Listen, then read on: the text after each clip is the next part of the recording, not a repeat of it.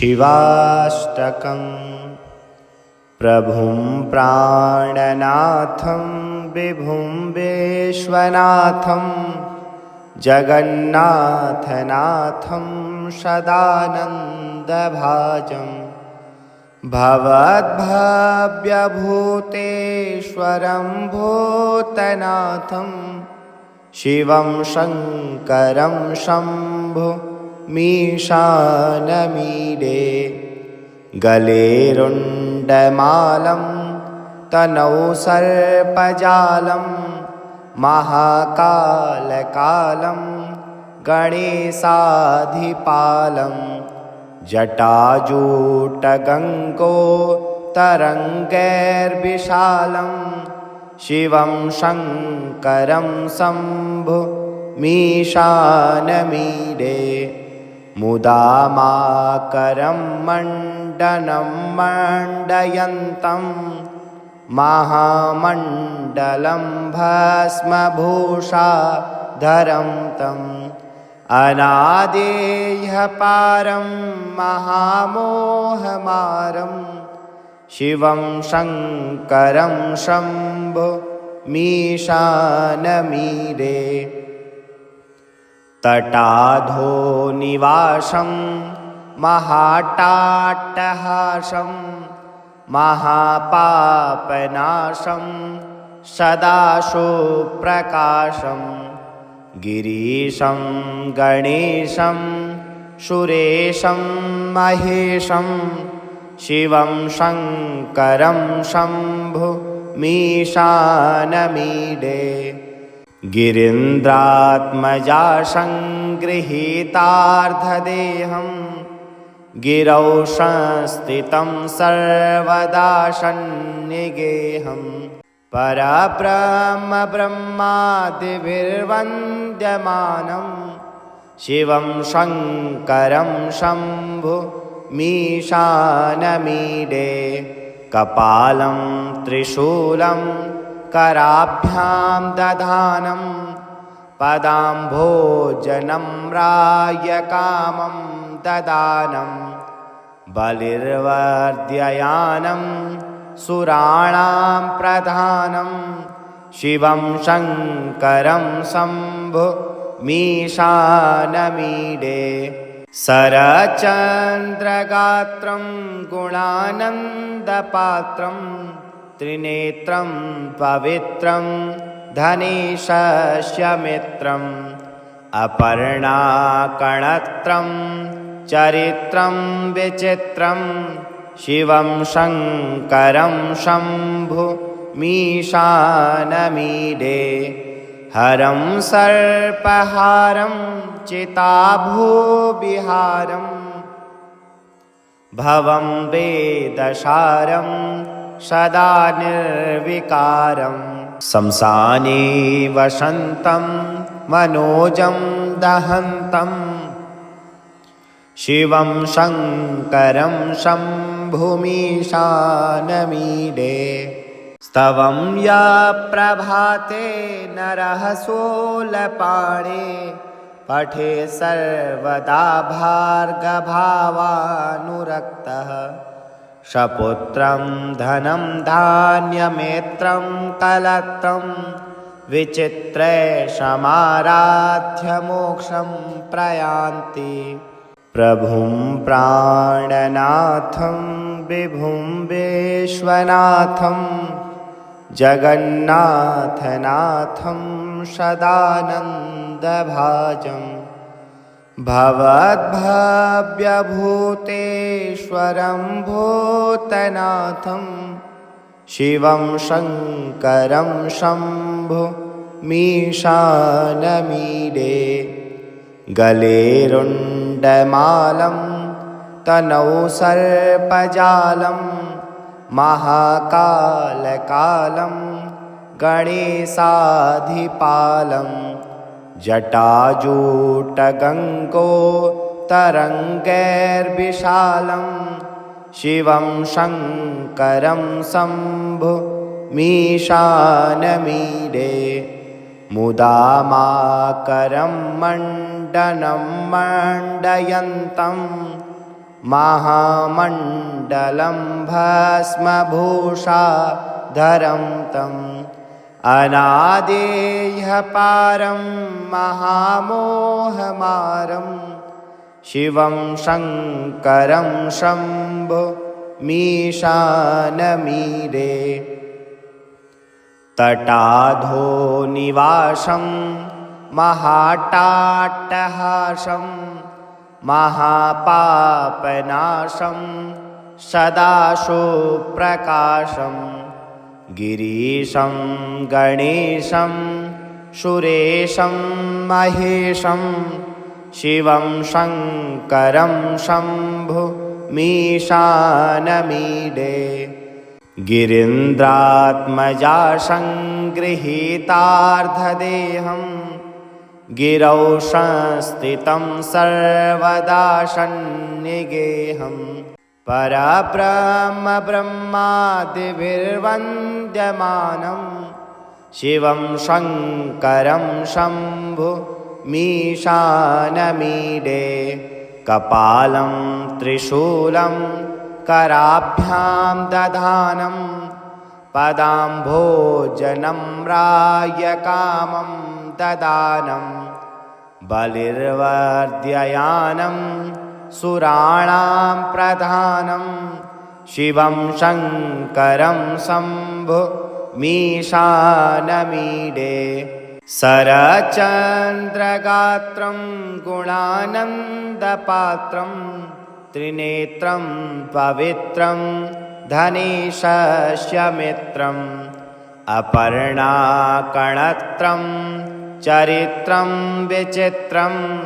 शिवं शङ्करं शम्भुमीशानमीडे हरं सर्पहारं चिताभूविहारं भवं वेदसारं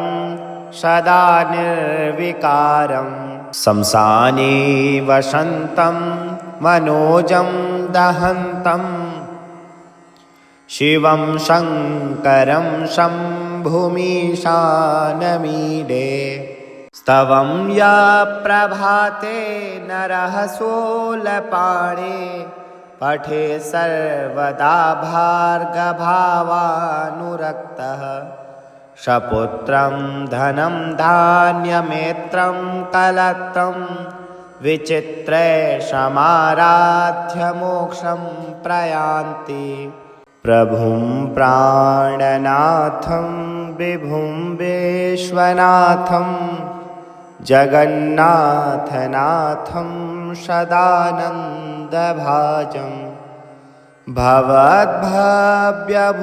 भवद्भव्यभूतेश्वरं भूतनाथं शिवं शङ्करं शम्भुमीशानमीडे गलेरुण्डमालं तनौ सर्पजालं महाकालकालं गणेशाधिपालं जटाजूटगङ्गो तरङ्गैर्विशालं शिवं शङ्करं शम्भुमीशानमीडे मुदामाकरं मण्डनं मण्डयन्तं महामण्डलं भस्मभूषाधरं तम् अनादेयपारं महामोहमारं शिवं शङ्करं शम्भुमीशानमीडे तटाधो निवासं महाट्टाट्टहासं महापापनाशं सदा सुप्रकाशं गिरीशं गणेशं सुरेशं महेशं शिवं शङ्करं शम्भुमीशानमीडे गिरीन्द्रात्मजा सङ्गृहीतार्धदेहं गिरौ संस्थितं सर्वदा सन्निगेहं परब्रह्म ब्रह्मादिभिर्वन्द्यमानं शिवं शङ्करं शम्भुमीशानमीडे कपालं त्रिशूलं कराभ्यां दधानं पदाम्भोजनं रायकामं ददानं बलिर्वर्ध्ययानं सुराणां प्रधानं शिवं शङ्करं शम्भुमीशानमीडे शरचन्द्रगात्रं गुणानन्दपात्रं त्रिनेत्रं पवित्रं धनेशस्य मित्रम् अपर्णाकणत्रं चरित्रं विचित्रं शिवं शङ्करं शम्भुमीशानमीडे हरं सर्पहारं चिताभूविहारं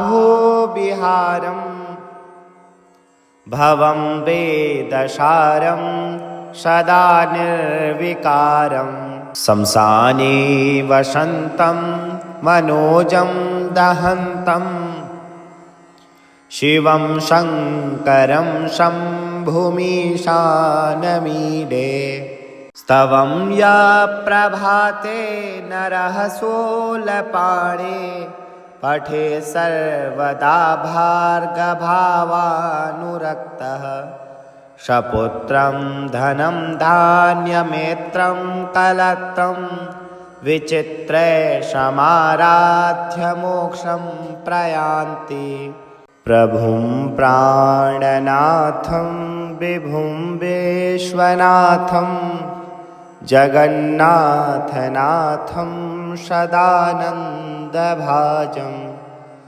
भवद्भव्यभूतेश्वरं भूतनाथं शिवं शङ्करं शम्भुमीशानमीडे गले रुण्डमालं तनौ सर्पजालं महाकालकालं गणेशाधिपालं जटाजूटगङ्गो तरङ्गैर्विशालं शिवं शङ्करं शम्भुमीशानमीडे मुदामाकरं मण्डनं मण्डयन्तं महामण्डलं भस्मभूषाधरं तम् अनादेयपारं महामोहमारं शिवं शङ्करं शम्भुमीशानमीडे तटाधो निवासं महाट्टाट्टहासं महापापनाशं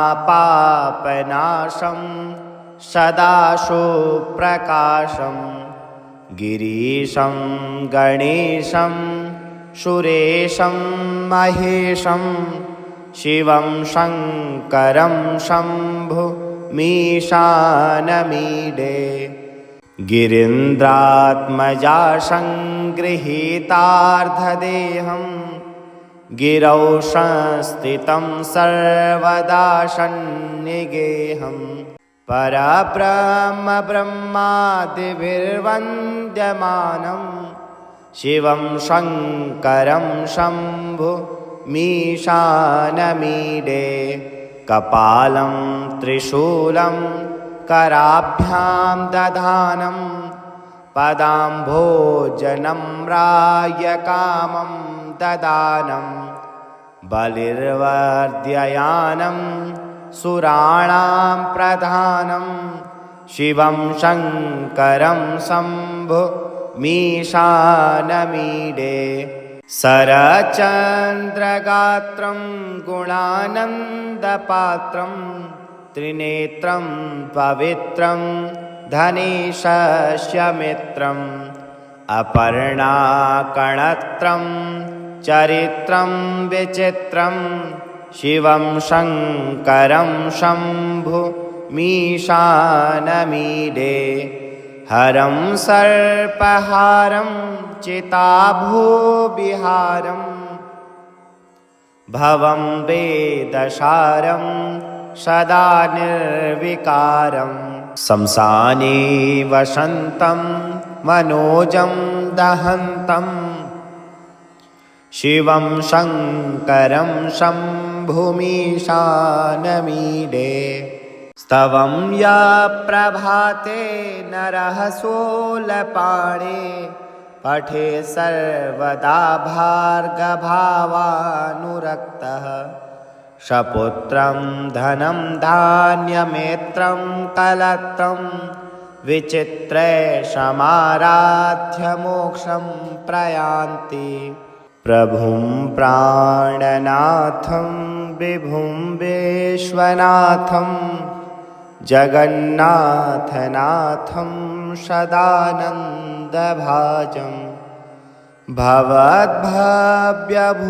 भवद्भव्यभूतेश्वरं भूतनाथं शिवं शङ्करं शम्भुमीशानमीडे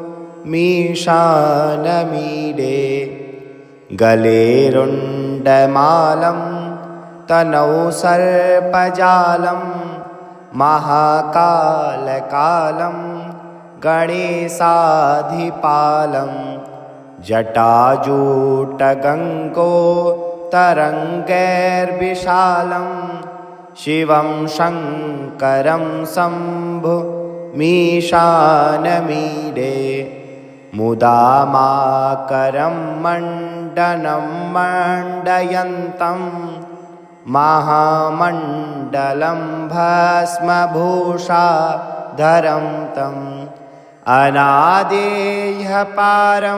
महामोहमारं शिवं शङ्करं शम्भुमीशानमीडे तटाधो निवासं महाट्टाट्टहासं महापापनाशं सदा सुप्रकाशं गिरीशं गणेशं सुरेशं महेशं शिवं शङ्करं शम्भुमीशानमीडे गिरीन्द्रात्मजा सङ्गृहीतार्धदेहं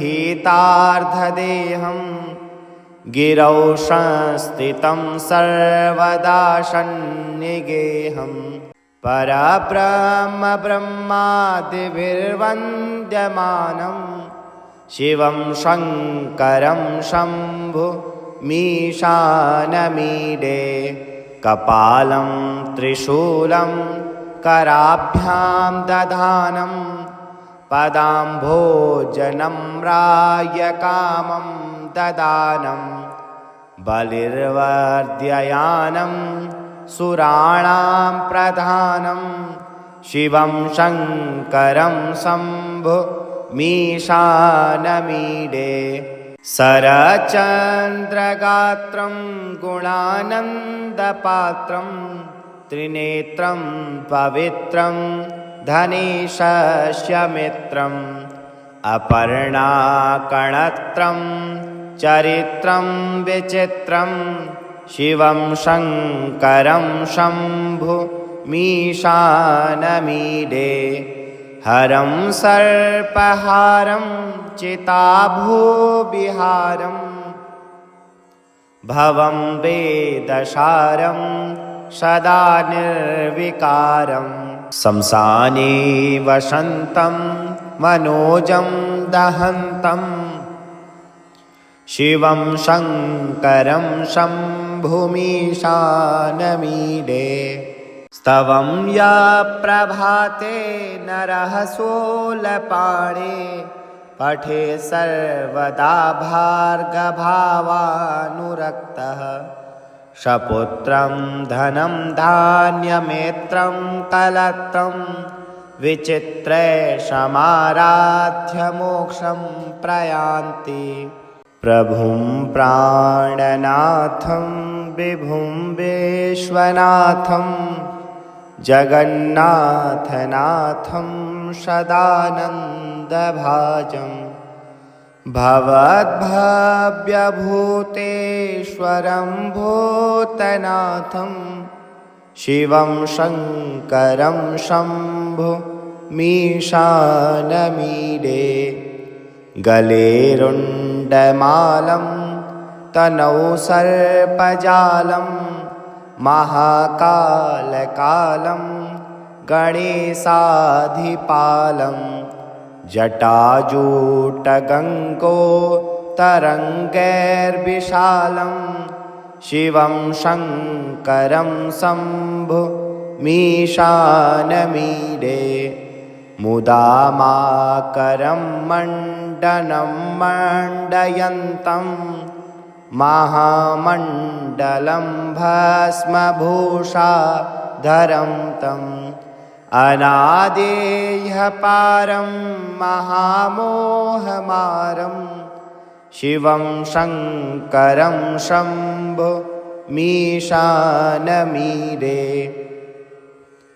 तटाधो निवासं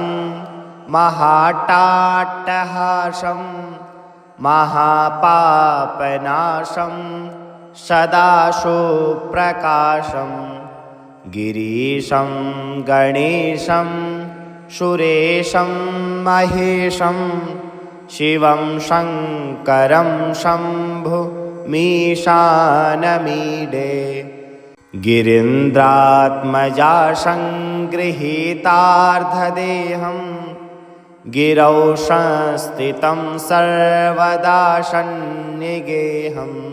परब्रह्म ब्रह्मादिभिर्वन्द्यमानं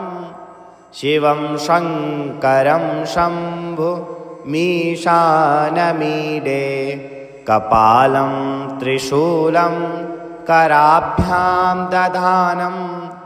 पदाम्भोजनं रायकामं ददानं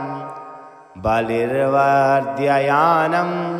सुराणां प्रधानं शिवं शङ्करं शम्भुमीशानमीडे शरचन्द्रगात्रं गुणानन्दपात्रं त्रिनेत्रं पवित्रं धनेशस्य मित्रम् अपर्णाकणत्रं चरित्रं विचित्रं शिवं शङ्करं शम्भुमीशानमीडे हरं सर्पहारं चिताभूविहारं भवं वेदसारं सदा निर्विकारं शंसाने वसन्तं मनोजं दहन्तं शिवं शङ्करं शम्भुमीशानमीडे स्तवं या प्रभाते नरः शूलपाणे पठे सर्वदा भार्गभावानुरक्तः सपुत्रं धनं धान्यमेत्रं कलत्रं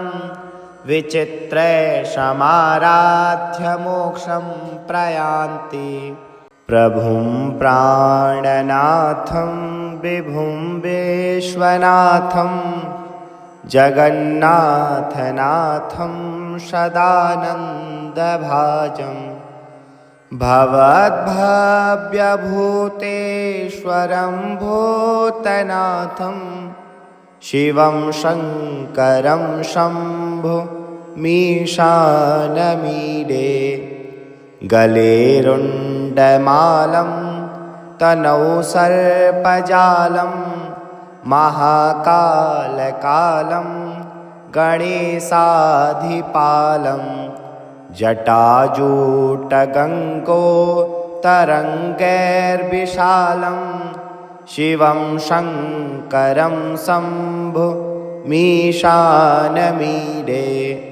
मुदामाकरं मण्डनं मण्डयन्तं महामण्डलं भस्मभूषाधरं तम् अनादेयपारं महामोहमारं शिवं शङ्करं शम्भुमीशानमीडे मीशानमीडे तटाधो निवासं महाट्टाट्टहासं महापापनाशं सदा सुप्रकाशं गिरीशं गणेशं सुरेशं महेशं शिवं शङ्करं शम्भुमीशानमीडे गिरीन्द्रात्मजा सङ्गृहीतार्धदेहं गिरौ संस्थितं सर्वदा सन्निगेहं परब्रह्म ब्रह्मादिभिर्वन्द्यमानं शिवं शङ्करं शम्भुमीशानमीडे कपालं त्रिशूलं कराभ्यां दधानं पदाम्भोजनं रायकामं ददानं बलिर्वर्ध्ययानं सुराणां प्रधानं शिवं शङ्करं शम्भुमीशानमीडे शरचन्द्रगात्रं गुणानन्दपात्रं त्रिनेत्रं पवित्रं धनेशस्य मित्रम् अपर्णाकणत्रं चरित्रं विचित्रं शिवं शङ्करं शम्भुमीशानमीडे हरं सर्पहारं चिताभूविहारं भवं वेदसारं सदा निर्विकारं शंसाने वसन्तं मनोजं दहन्तं शिवं शङ्करं शम्भुमीशानमीडे स्तवं या प्रभाते नरः शूलपाणे पठे सर्वदा भार्गभावानुरक्तः सपुत्रं धनं धान्यमेत्रं कलत्रं विचित्रे समाराध्य मोक्षं प्रयान्ति